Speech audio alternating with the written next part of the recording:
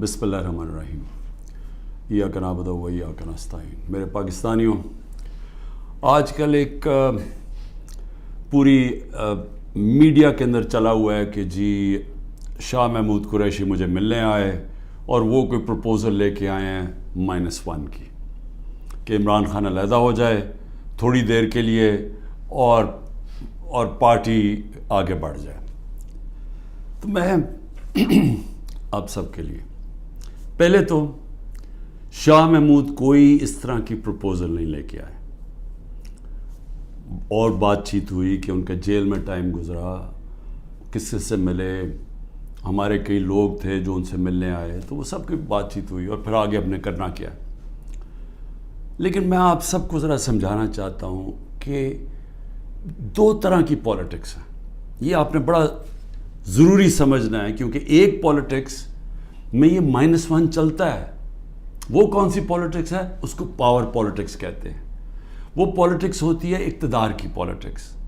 وہ پالیٹکس ہے کہ اگر عمران خان پرائم منسٹر بننا چاہے، اچھا جی ابھی اسٹیبلشمنٹ میرے سے ناراض ہے، چلو میں تھوڑا پیچھے ہو جاتا ہوں، پارٹی کو آگے کر دیتا ہوں، کوئی ڈیل کر لیتا ہوں، کوئی سمجھوتا کر لیتا ہوں، اور اس کے بعد پھر آگے جا کے دیکھیں گے کہ ابھی کسی اور کے حوالے کر دوں تو وہ اس کے بعد پھر میری باری آ جائے گی۔ اس کو پاور پالیٹکس کہتے ہیں۔ دوسری پالیٹکس ہے جو میں پالیٹکس کر رہا ہوں 27 سال سے، وہ پالیٹکس ہے جو قائد اعظم کی پالیٹکس تھی۔ وہ پالیٹکس وہ ہے جو کہ مشن کی پالیٹکس ہے، کوئی وہ ذات کی پالیٹکس نہیں ہے۔ وہ پالیٹکس وہ ہے جو ہم سارے مسلمان انسپائر ہوتے ہیں ہماری نبی صلی اللہ علیہ وسلم سے، کہ انہوں نے بھی ایک مدینہ کی ریاست سنبھالی تھی، انہوں نے بھی مشکل وقت گزارا تھا، اور اس کے بعد انہوں نے دنیا کی تاریخ کا سب سے بڑا انقلاب لے کے آئے تھے۔ اور ہم تو کبھی ان کے اپنا سوچ نہیں سکتے کہ ان کے جوتوں کی مٹی کے قریب بھی ہوں، لیکن قرآن میں ہمیں حکم ہے کہ ان کی زندگی سے سیکھو، ان کی سنت سے سیکھو۔ وہ پالیٹکس بڑے مقصد کی ہے، وہ اپنی ذات سے ہٹ کے ہے، کہ میرے نبی صلی اللہ علیہ وسلم جب سارا عرب ان کے نیچے آ گیا تھا تو انہوں نے اپنا رہن سہن نہیں بدلا، وہ جدھر تھے ادھر ہی رہے، مقصد بڑا تھا۔ تو ہم تو ان سے انسپائر ہوئے ہیں۔ میں تو نہ پالیٹکس میں آتا ہی نہ کبھی۔ تو میں نے جو انصاف کی تحریک شروع کی تھی، یہ مدینہ، اور کہا تھا کہ اسلامی فلاحی ریاست ہمارا مقصد ہے، ہم مدینہ کی ریاست سے انسپائر ہوئے تھے، ہم ان کی سنت سے انسپائر ہوئے تھے کہ جو وہ انقلاب لے کے آئے تھے۔ اور وہ جو انصاف ہے، یہ بار بار پلیز میری بات سن لیں، انصاف، سارے اللہ کے پیغمبر اس دنیا میں انصاف کی بات کرنے آئے تھے۔ انصاف کیوں اتنی اہمیت رکھتا ہے؟ کیونکہ انسانوں کو انصاف آزاد کرتا ہے۔ فرعون کیوں قرآن میں برا سمجھا جاتا ہے؟ انسانوں کو غلام بنایا تھا اس نے ظلم کر کے۔ کیوں نبی صلی اللہ علیہ وسلم دنیا کا انقلاب لے کے اور چھوٹے سے انسانوں کو بڑے انسان بنا دیا؟ کیونکہ انصاف سے آزاد کر دیا۔ لا الہ الا اللہ نے لوگوں کو آزاد کر دیا۔ تو جو میری تحریک تھی انصاف کی، وہ اصل میں آزادی کی تحریک تھی، کیونکہ انصاف آئے گا تو لوگ آزاد ہوں گے۔ اور جو میرا سارا تجربہ تھا دنیا کا، جو مغرب کو میں نے دیکھا، تو وہاں کیوں لوگ جاتے ہیں نوکریوں کے لیے؟ کیوں وہاں خوشحالی ہے؟ کیونکہ لوگ آزاد ہیں۔ لوگ آزاد کیوں ہیں؟ کیونکہ وہاں انصاف ہے، رول آف لا ہے، حقوق کی ان کا انصاف کا نظام میرے حقوق کی حفاظت کرتا ہے۔ وہاں یہ حرکتیں نہیں ہو سکتی جو پاکستان میں ہوتی رہی ہیں۔ اور میں یہ بھی کہتا ہوں کہ میرے اپنے لوگوں کو، میں اپنی ٹیم کو بتاتا ہوں کہ اب آپ کو پتہ چلا جو ہمارے پر جب ظلم ہوا، کہ کیسے پاکستان کا کمزور طبقہ، مزدور، ہاری، کسان، جو کمزور طبقہ ہے، غریب، وہ چھابڑی والا، چھوٹے دکاندار، چھوٹے صنعت کار، یہ ہر وقت ان کو اس کا ظلم کا سامنا کرنا پڑتا ہے۔ جب وہ طاقتور کے سامنے آتے ہیں، ان کے پاس کوئی ان کی حفاظت کرنے کے لیے نہیں، ان کے تحفظ کرنے کے لیے نہیں، ان کے فنڈامنٹل رائٹس کو کوئی کسی قسم کا تحفظ نہیں۔ اور اس لیے تھانہ کچہری پٹواری کی پالیٹکس ہے، کیونکہ جو ان کا رائٹ ہے تھانہ کچہری پٹواری، وہی ان کو ادھر ظلم ہوتا ہے ان کے اوپر، ان کی زمینوں پہ قبضہ ہوتا ہے، قبضہ گروپ ہے یہاں، کیونکہ انصاف نہیں ہے. تو یہ میری ساری موومنٹ شروع ہوئی تھی تب 27 سال پہلے. یہ میری موومنٹ تب تک رہے گی جب تک میں زندہ ہوں، جب تک ہم اس ملک میں حقیقی آزادی، انصاف لے کے حقیقی آزادی نہیں لے کے آتے. اب یہ جب مجھے یہ کہتی ہیں چیزیں کہ جی وہ -1 کیسے ہوگا؟ جو آدمی ایک تحریک پہ 27 سال سے لگا ہوا ہے، ایک ملک کے اندر ایک جدوجہد کر رہا ہے، تو وہ کیا وہ ڈیلز کرے گا؟ کیا اس کو کیا چیز اس کو خریدے گی؟ بتائیں میرے ضمیر کی کیا قیمت ہے؟ کیا پرائم منسٹرشپ قیمت ہے کہ اگر آپ یہ کر دیں تو آپ کو پرائم منسٹر میں تو پرائم منسٹر بن چکا ہوں. اور میں نے جب پرائم منسٹر بنا میں نے ایک بات کہی کہ اگر پھر وہ مجھے 2018 کا موقع ملتا میں سیدھی الیکشنز پھر سے کرواتا، کیونکہ جو میں انصاف لانا چاہتا ہوں اور طاقتور کو قانون کے نیچے لانا چاہتا ہوں وہ آئی تب سکتا ہے جب آپ کے پاس طاقت ہو. تو جب ایک کمزور ایک کولیشن گورنمنٹ وہ اس پہ کیسے طاقت ہوگی کہ اس ملک میں انصاف قائم کرے؟ تو میں نے اس لیے بار بار میں نے کہا، میرے سے جب لوگوں نے پوچھا کہ آپ نے کیا غلطی کی، میں نے کہا میں نے غلطی یہ کی کہ مجھے شروع میں الیکشن کروا دینے چاہیے تھے، اور کمزور گورنمنٹ سے میں وہ اصلاحات جو لانا چاہتا تھا وہ نہیں لا سکتا تھا. تو اب میں آپ کو بتاؤں کہ جس طرح کی حرکتیں ہو رہی ہیں میرے لوگوں کے اوپر، میں اس لیے یہ آپ کے سامنے رکھنا چاہتا ہوں کہ آزاد معاشروں کے اندر یہ نہیں ہو سکتا. یہ صرف غلاموں کو ہوتا ہے. یہ صرف فرعون ایسی حرکتیں کرتا تھا لوگوں کے اوپر دہشت پھیلانے کے لیے، جو آج ہمارے پہ ہو رہا ہے. اور میں سارے پاکستانیوں کو کہنا چاہتا ہوں، جو اس وقت یہ پی ڈی ایم والے بھی بیٹھے ہوئے ہیں، یہ جو آپ تماشا دیکھ رہے ہیں، یہ یاد رکھیں کہ یہ آج ہمارے پہ ظلم ہو رہا ہے، یہ ظلم آپ کے اوپر بھی ہوگا جب ایک ملک کے سارے انصاف کے اداروں کو، جب ان کو استعمال کیا جاتا ہے، حکومتی اداروں کو استعمال کیا جاتا ہے ایک پارٹی کو ختم کرنے کے لیے اور ان کے لوگوں کے اوپر دہشت پھیلانے کے لیے. تو یہ سسٹم پھر جاتا نہیں ہے، کوئی بھی سنبھال کے یہ سسٹم سب اگر آج ہمارے حقوق نہیں، اگر ہمارے فنڈامنٹل رائٹس نہیں ہیں تو یہ اب کل آپ کے بھی نہیں ہوں گے. فنڈامنٹل رائٹس تو ایک قوم کے حفاظت ہوتے ہیں نا، ان کو ہیومن رائٹس کہتے ہیں. یہ ہیومن رائٹس سارے ملک کے ہوتے ہیں. یہ نہیں ہوتا کہ ایک طبقے کے آپ ہیومن رائٹس لے لیں اور وہ طبقہ کیا ہے؟ ملک کی سب سے بڑی جماعت جس کا سب سے بڑا ووٹ بینک ہے. اگر آپ اس کے ہیومن رائٹس آج وائلیٹ کر رہے ہیں تو اس کا مطلب ہیومن رائٹس نہیں ہے، کیونکہ ہیومن رائٹس کو تو ایک ملک کی عدلیہ اس کی حفاظت کرتی ہے. تو ہماری عدلیہ کے تو کچھ سنتا ہی نہیں ہے. ہماری عدلیہ نے تو سپریم کورٹ کہتا ہے الیکشنز ہوں گے 14 مئی کو آئین کے مطابق، گورنمنٹ پرواہی نہیں کرتی. تو گورنمنٹ آگے کیوں الیکشن؟ یعنی یہ تو اس کا مطلب کہ اس وقت طاقت کی حکمرانی آ گئی، کیونکہ جب آپ آئین سے باہر نکل گئے تو قانون سے باہر نکل گئے، اس کے مطلب جو طاقتور چاہے وہ کرے گا. تو یہ سارے ملک کو افیکٹ کرے گا، یہ تباہی سارے ملک پہ آ رہی ہے. تو ہمارے لوگوں کو جو مجھے صرف افسوس یہ ہے کہ کوئی فرق نہیں کیا جا رہا. جو تحریک انصاف کا ہے اور جو وہ کھڑا ہو کے کہنے کے لیے تیار نہیں ہے لیڈرشپ میں سے کہ میں پارٹی چھوڑ رہا ہوں، اس کے اوپر ہر قسم کا ظلم ہو رہا ہے. ان کی بزنسز بند کر رہے ہیں، ان کے فیملیز تک پہنچ گئے ہیں، ان کے بچوں تک پہنچ گئے ہیں. ہر قسم کی بلیک میل، رات کو گھس جاتے ہیں گھروں میں، گھر تباہ کر کے رکھ دیتے ہیں، لوٹ لیتے ہیں گھروں کو ڈاکہ مارا جاتا ہے، جو ملتا ہے اس کو پکڑ کے لے جاتے ہیں. اگر وہ سارے تو چھپے ہوئے ہیں، ان کے رشتہ داروں کو پکڑ کے لے جاتے ہیں. یہ تو بدترین دنیا کی ڈکٹیٹرشپس میں، یعنی وہ نظام جن کی دنیا مثال دیتی ہے، ہٹلر کا جرمنی، اسٹالن کا رشیا، سوویت یونین، یہ ان خوفناک ظلم کے نظاموں میں اس طرح کی چیزیں ہوتی تھی جو آج ہمارے اوپر ہو رہی ہیں. میرے پاس عالیہ حمزہ کی بیٹیاں ہیں، میں نے کل ان کو ملا، 3 بیٹیوں کو. 1 مہینے سے اس کو بند کیا ہوا عالیہ حمزہ. کیا اس کا قصور ہے؟ اس کا والد وہ میرے پاس آئے، انہوں نے بتایا کیسے گھر میں گھس کے انہوں نے ساری چیزیں توڑ دی، ان کی ٹی وی توڑ دیے، 2 آدمی انہوں نے لاٹھیاں پکڑی ہوئی تھی، جو چیز آئے توڑ کے چلے گئے، جو چیز 2-3 اچھی چیزیں پسند آئیں اٹھا کے لے گئے. تو یہ کون سے ملک میں ہوتا ہے؟ یہ غلام ملکوں میں لوگوں کو غلام بنانے کے لیے یہ ہو رہا ہے. یہ آزاد قوموں میں نہیں ہوتا. اور یہ جس طرف ہم اب جا رہے ہیں, یہ جو ظلم کر رہے ہیں, صرف اور صرف خوف پلا کے سمجھ رہے ہیں کہ یہ پارٹی ٹوٹ جائے گی. اور کئی لوگ چلے بھی گئے ہیں. لیکن کیا اب میرے سے پوچھیں کہ کیا مجھے اس سے کوئی فرق پڑ رہا ہے؟ 150 سے اوپر کیسز کر دیے, قتل کا کیس آخری کر دیا میرے اوپر. مجھے 19 بیلیں لیے میں نے ایک دن میں. یہ دنیا کا ریکارڈ ہے. اس کے بعد 4 گھنٹے نیب میں بیٹھا ہوں. 4 گھنٹے نیب نے میرے سے وہ جو سوال پوچھے, میں چیلنج کرتا ہوں کہ کسی عدالت کے اندر کبھی بھی یہ کیس کی کوئی اہمیت ہو جائے. کوئی کیس ہی نہیں ہے. کیبنٹ کا فیصلہ ہے, ساری کیبنٹ نے فیصلہ کیا. اب یہ دکھانا تھا کہ مجھے اس سے کوئی ذاتی فائدہ ہوا.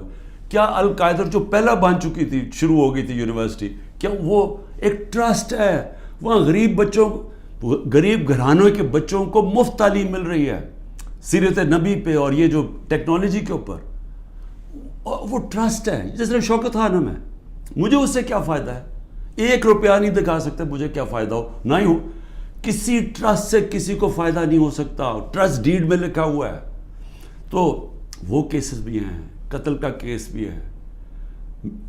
ہر روز کوئی نئے کیس آ جاتا ہے. عدالتوں کے میں چکر مار رہا ہوں, لیکن مجھے اس سے کوئی فرق نہیں پڑتا. میں ہر عدالت میں جاتا ہوں, ہر کیس میں جاتا ہوں, یہ بتانے کے لیے کہ میں قانون سے اوپر نہیں ہوں. جبکہ میرے اوپر یہ جان کے کیا جا رہا ہے, یہ مجھے خوف دلانے کے لیے کیا جا رہا ہے. میں یہ آج کہنا چاہتا ہوں کہ یا اس سے یہ سارے کیسز کریں, اور اس کیسز میں کیونکہ کسی عدالت میں کوئی سزا نہیں ہو سکتی, ملٹری کورٹس سیٹ اپ کیے ہیں. اپروور ڈھونڈے جا رہے ہیں جو کہ جی عمران خان نے ہمیں کہا تھا کہ وہ کور کمانڈر کا گھر جلاؤ. یہ کہیں گے, ان میں سے کوئی اپروور آ جائیں گے, مجھے ملٹری کورٹ میں لے جائیں گے, سزا ہو جائے گی. مجھے کوئی فرق نہیں پڑے گا. جو آدمی ایک مشن, جو 22 سال سٹرگل کر کے, جو اگر جس کے پاس سب کچھ تھا, کوئی ضرورت نہیں تھی 22 سال سٹرگل کرنے کی, اگر وہ آج 27 سال کے بعد اگر کسی کا خیال ہے کہ میں جیل سے ڈر جاؤں گا, یا جو بھی یہ جو 2.5 قاتلانہ ہم 2 میرے اوپر حملے ہو چکے ہیں قتل کرنے کے لیے, ایک مجھے وقت پہ پتہ چل گیا تو میں نے ٹی وی پہ بتا دیا کہ کیا کرنے جا رہے تھے, تو اس سے کیا فرق پڑے گا؟ جو قاتلانہ حملے سے نہیں ڈرتا تو وہ کس سے اور ڈرے گا؟ لیکن اس سے بھی زیادہ گھٹیا پان میری بہنوں تک پہنچ گئے ہیں. میری بیوی کے اوپر کیس, ٹرسٹی ہو کے اس کا وارنٹ کا, ایک ٹرسٹی کو 1 پیسہ نہیں مل سکتا, کیونکہ وہ سیرت نبی میں بہت ان کی سٹڈی ہے, وہ انٹرسٹڈ تھی القادر یونیورسٹی, وہ ٹرسٹی ہے, اس کے اوپر وارنٹ نکال دیا. میری بہنوں کے اوپر میں صرف یہ بتا رہا ہوں کہ کس لیول پہ پہنچ گئے ہیں. ایک بہن کا بیٹے کے اوپر وارنٹ نکالا ہے, اس کا خنسامہ اٹھا کے لے گئے, وہ بیٹا نہیں تھا.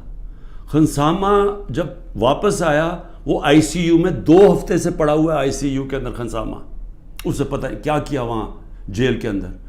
ایک بہن اس کی بہو کے پاس پہنچ گئے کہ جی آپ کوئی جیو فینسنگ میں آپ کہیں تھی, اس کے پاس پہنچ گئے. ایک بہن اس کی زمین اس کے اوپر اینٹی کرپشن پہنچ گئی ہے. میں نے اپنی بہنوں کو ویسے کہا, میں نے کہا دیکھو ملک سے باہر چلے جاؤ. وہ تینوں کھڑی ہیں, نہیں ہم فیس کریں گے, ہم نہیں جاتے. مجھے کئی دفعہ جی عمران خان آپ ملک سے باہر, میں کیوں ملک سے باہر جاؤں گا؟ یعنی میں نے اگر کوئی کرپشن کی ہوتی تو میں بھی شاید جس طرح یہ بھاگ جاتے ہیں, جب ان کے اوپر اقتدار سے نکلتے ہیں سب باہر بھاگ جاتے ہیں, کیونکہ ان کے کیسز ہوتے ہیں, باہر بھاگتے ہیں, کیسز رک جاتے ہیں. میں سارے کیسز فیس کروں گا کیونکہ میں نے کوئی غلط کام نہیں کیا. مجھے پتہ ہے اللہ الحق ہے. یہ خود ہی جب یہ جو کوئٹہ کا مرڈر کیس کیا, یہ خود ہی ذلیل ہو رہے ہیں اس میں. سب کو پتہ ہے, کوئٹہ کے اندر سب کو پتہ ہے کہ ان کی دشمنی تھی. میں پھر آگے آپ کو کہوں, اب آگے کیا راستہ ہے, ملک کا راستہ آگے کیا ہے؟ میں جو یہ ان سے بات کرتا ہوں کہ میرے سے بات چیت کرو, کوئی بات چیت نہیں کرتا. میں اپنی اسٹیبلشمنٹ آرمی چیف سے اسے کہتا ہوں کہ بات چیت کرو, وہ کوئی بات چیت کرنے کے لیے تیار نہیں ہے. میں اپنی ذات کے لیے آپ سے بات نہیں کرنا چاہتا. مجھے آپ کچھ نہیں دے سکتے. قوم میرے ساتھ کھڑی ہے, کیا کوئی دے سکتا ہے؟ میں کوئی چور دروازے تو آنا نہیں چاہتا. اگر قوم مجھے ووٹ دے گی میں تیار ہوں, لیکن اگر قوم ووٹ نہیں دے گی تو نہیں. اللہ نے تو سب کچھ, میں وہ اللہ نے کا شکر ادا کرتا ہوں ہر وقت کا جو اس نے مجھے دیا ہے. لیکن میں بات کرنا چاہتا ہوں کہ ملک تباہی کی طرف جا رہا ہے. یہ جو بجٹ آیا ہے, اس بجٹ کے اندر ذرا آپ کو سمجھ آ جانا چاہیے کہ ہم اب کدھر ایک دلدل کے اندر دھستے جا رہے ہیں. آپ یہ سوچیں کہ فیڈرل گورنمنٹ جو سارا جب وہ پیسے دے دے گی صوبوں کو, جو 5,000 ارب روپیہ صوبوں کو جب جائے گا, تو فیڈرل گورنمنٹ کے پاس جو پیسہ بچے گا اس سے زیادہ جو ہمارا سود دینا ہے, ہم نے قرضوں کے اوپر سود دینا ہے, وہ سود اس سے زیادہ ہے. 7,300 ارب روپے کا سود دینا ہے. مشکل سے فیڈرل گورنمنٹ کے پاس بچ جائے گا 7,000 ارب سے بھی کم, تو سارا پھر ملک قرضوں پہ چلے گا. ہم نے 3.5 سال میں 18,000 ارب 18,400 ارب قرضہ لیا تھا. 18,400 ارب قرضہ 3.5 سالوں میں. انہوں نے تقریباً 15,000 ارب قرضہ ایک سال میں لے لیا. تو یہ قرضے چڑھائے جا رہے ہیں, انڈسٹری بند ہو رہی ہے. گروتھ ریٹ جو تھی جس سے دولت میں اضافہ ہوتا ہے وہ 6.1% سال پہلے تھی, آج وہ پہنچ گئی ہے 0.3 پہ. تو جو دولت ہے اس کے اندر تو کمی ہو رہی ہے, قرضے بڑھتے جا رہے ہیں. ڈالر کدھر سے آئیں گے؟ انہوں نے 25-30 ارب ڈالر ایک سال کے اندر دینے ہیں, وہ کدھر سے آئیں گے؟ تو میں آج اس لیے یہ سوال پوچھ رہا ہوں کہ کوئی تو روڈ میپ ہوگا نا. ابھی تو روڈ میپ یہ ہے کہ کسی نہ کسی طرح عمران خان کو ختم کرو, اور اگر P T I Imran Khan سے تو اس کو ختم کرو. تو ابھی تو یہ ون پوائنٹ ایجنڈا, ساری ایجنسیز, سب کچھ, سارے ملک کے ادارے وہ اسی پہ لگے ہوئے ہیں کام کر رہے ہیں. لیکن میں سوال کچھ اور پوچھ رہا ہوں. میں یہ نہیں کہہ رہا کہ کریں, ہم کھڑے ہیں. اس میں سے ایک آپ یہ کرم کر رہے ہیں کہ میرے جو نظریاتی لوگ ہیں وہ نظر آنا شروع ہو گئے ہیں کہ وہ نظریاتی لوگ کون ہیں, اور وہ نظر آنا شروع ہو گئے کہ جو ہمارے ساتھ اور مقصد کے لیے آئے تھے, ان نظریے کے لیے نہیں آئے تھے. تو ایک تو آپ فائدہ کر رہے ہیں کیونکہ صرف نظریاتی پارٹی اب پاکستان کو اس دلدل سے نکال سکتی ہے. لیکن نکالے گی کیسے؟ میری آخر میں بات سن لیں, ایک ہی طرح ہم نکلیں گے. ہمیں کوئی اب باہر سے پیسے دینے کے لیے تیار نہیں ہے. ہمارے جو دوست ملک ہیں وہ بھی پیسے دینے کے لیے نہیں تیار. میرے لیے جو سب سے زیادہ شرمندگی ہوتی تھی کہ جب میں اپنے دوست ملکوں سے پیسے مانگنے گیا ملک کے لیے, کیونکہ دیوالیہ نکلا ہوا تھا ہمارا, تو اس وقت ملک ہمارے پاس تو سب سے بڑا بیرونی خسارہ چھوڑ کے گئے تھے یہ نون لیگ والے, یہ اسحاق ڈار. تو ان سے پیسہ مانگنا سب سے شرمندگی تھی. اب کیسے نکلنا ہے میں آپ کو بتاتا ہوں کیسے نکلنا ہے. اس میں ایک سورس ہے اوورسیز پاکستانی, یہ یاد رکھ لیں, بیرون ملک پاکستانی آپ کو نکالیں گے ادھر سے. اور بیرون ملک پاکستانی کیسے نکالیں گے؟ میں نے پھر سے آپ کو کہتا ہوں کہ 16,000 پاکستانی امریکن ڈاکٹرز, ان کی نیٹ ورتھ 200 ارب ڈالر ہے. ہم آئی ایم ایف سے 6 ارب ڈالر کی پیچھے ان کے منتیں کر رہے ہیں کہ کسی طرح دے دیں ہمیں. 200 ارب ڈالر ان کی ہے, یہ صرف 16,000 ہے. 1 کروڑ باہر پاکستانی بیٹھا ہوا ہے. اگر ہم کسی طرح ان کی انویسٹمنٹ لیں, وہ یا سرمایہ کاری شروع کر دیں بجائے دبئی میں کرنے میں اور دنیا میں اور ملکوں میں کر رہے ہیں, اگر وہ سرمایہ کاری شروع کر دیں, آپ یقین کریں یہ ملک اتنی تیزی سے اٹھ سکتا ہے کیونکہ ڈالر اندر آنے شروع ہوں گے, نوکریاں مل, اور وہ آنا شروع ہو گیا تھا. ہمارے آخری دنوں میں پیسہ اوورسیز, روشن ڈیجیٹل اکاؤنٹ کیا تھا اوورسیز پاکستان, 1.5 سال کے اندر 5.5 ارب ڈالر پہنچ گیا تھا. اوورسیز پاکستانیوں نے انویسٹمنٹ پلانز بنا لیے تھے. ہماری یہ جو راوی پروجیکٹ اور یہ جو بنڈل آئلینڈ کا پروجیکٹ تھا, وہاں باہر کی کمپنیز, بڑی بڑی کمپنیز آ رہی تھیں ڈالر انویسٹ کرنے کے لیے, جب انہوں نے این او سی واپس لے لیا سندھ گورنمنٹ میں. دیکھیں, بچانا اس ملک کو اوورسیز پاکستانی. جب چائنا نے اور ہندوستان نے اپنی اکانومی کھولی تو اوورسیز چائنیز اور اوورسیز ہندوستانیوں نے پہلے انویسٹ کیا تھا. ہمارا بھی وہ انویسٹ کریں گے, لیکن اس کے لیے جب تک انصاف کا نظام ہم ٹھیک نہیں کریں گے, قانون کی بالادستی, رول آف لا, جب تک ہم یہ نہیں قائم کریں گے ان کا پیسہ نہیں آنے لگا. تو چیلنج اب کیا ہے؟ رول آف لا ہم نے ختم کر کے رکھ دیا. پہلے 140 ملکوں میں سے پاکستان 129 تھا رول آف لا میں. اب جو یہ انہوں نے کریک ڈاؤن کیا اب تو یہ بالکل ہی نیچے گر گیا ہے, اب تو وہ بنانا ریپبلک بن گیا ہے. تو جب رول آف لا ہی نہیں ہے, انویسٹمنٹ کیسے آئے گی؟ انویسٹمنٹ نہیں آئے گی, دولت میں اضافہ کیسے ہوگا؟ یہاں تو اس وقت پاکستانی پیسہ باہر بھیج رہے ہیں, پاکستانی ڈالر لے کے بیٹھے ہوئے ہیں کیونکہ وہ کسی کو اعتماد ہی نہیں ہے. تو جب تک ہم اس ملک کا نظام ٹھیک نہیں کرتے, جو میں 27 سال پہلے انصاف کی تحریک لے کے نکلا تھا, رول آف لا کی تحریک, وہ جب تک اب ہم قائم نہیں کریں گے, پاکستان کے نظام کو ٹھیک نہیں کریں گے, گورننس سسٹم تب ٹھیک ہوگا, ادارے مضبوط ہوں گے. اور جب لوگوں کو اعتماد ہو جائے گا کہ ہمارے اب جب میں اپنی سرمایہ کاری کروں تو یہاں کا جو قانون ہے, جو ان کی لا انفورسمنٹ ہے, جو ان کی عدلیہ ہے, وہ میری سرمایہ کاری کی حفاظت کرے گی, میرے سے فراڈ نہیں ہونے دے گی. یہ جب تک اعتماد نہیں ہوتا پیسہ نہیں آنے لگا. اور اس کے لیے جب تک کہ حکومت نہیں آتی جو پبلک مینڈیٹ سے آئے, جس کو پبلک سپورٹ کرے, جس کو بڑا ووٹ ملے اور پبلک کی سپورٹ سے آئے, صرف وہی بڑے بڑے فیصلے کر سکتی ہے. نہیں تو ان کو تو آپ نے دیکھ ہی لیا ہے کیا کیا انہوں نے, سوائے مہنگائی کر کے, تاریخی مہنگائی 38% پہ, انہوں نے کیا کیا؟ انڈسٹری بند ہو گئی ہے, بے روزگاری بڑھ گئی ہے, گروتھ ریٹ, انہوں نے اور کیا کرنا ہے؟ تو یہ جو ابھی تک تو گیم پلان میں یہی کھچڑی پکنے لگی ہے نا, آگے نئی آ گئی ہے, نئی جماعت ایک کریٹ کر دی ہے. ہم نے بھی اپنے بڑے بڑے اچھے 27 سال پرانے ہم نے لوگ وہاں بھی بھیج دیا ہیں ان کے پاس, اور ضرورت ہے تو حکم کریں ہم اور بھی بھیج دیتے ہیں. لیکن اس سے ملک ٹھیک نہیں ہونے لگا. ملک ٹھیک تب ہوگا جب ایک public mandate, free and fair election کے بعد ایک مضبوط گورنمنٹ آئے گی. اور میں اپنی اسٹیبلشمنٹ کو آج پھر سے کہتا ہوں, نظر ثانی کرے, ملک تباہی کی طرف جا رہا ہے. اور جب یہ تباہی جس طرف جا رہا ہے اور IMF کی اگلی کنڈیشنز آئیں گی, جس طرح انہوں نے مصر اور سری لنکا میں انہوں نے کنڈیشن لگائی, وہ کیا ہے کہ فوج کا بجٹ کام کرو, دونوں جگہ انہوں نے کہا. تو یہ تو ہم ادھر جا رہے ہیں کہ ہم اپنی سیکیورٹی اینڈ میں کمپرومائز کریں گے, اور ایک دفعہ سیکیورٹی کمپرومائز ہوگی اس ملک کی تو ہمارے جو دشمن بیٹھے ہیں وہ ملک توڑنے کے لیے تیار ہیں. تو میں اس لیے آپ کو کہہ رہا ہوں, مجھے کوئی ریلیف نہیں چاہیے, مجھے کوئی آپ کی مدد نہیں چاہیے, میں کوئی مجھے یہ سمجھے کہ یہ جو سارا کچھ ہو رہا ہے انتقامی کارروائی, مجھے چھوڑے میری بہنیں باہر جانے کے لیے نہیں تیار. وہ تو عورتوں کے اوپر تو کبھی اس ملک میں ایسے نہیں ہوا, لیکن ملک نیچے جا رہا ہے. اور اس لیے وقت کم ہے, جس طرح دن بڑھتے جا رہے ہیں ہم اور اپنے ملک کو تباہی کی طرف لے کے جا رہے ہیں. صرف قانون ختم ہو چکا ہے.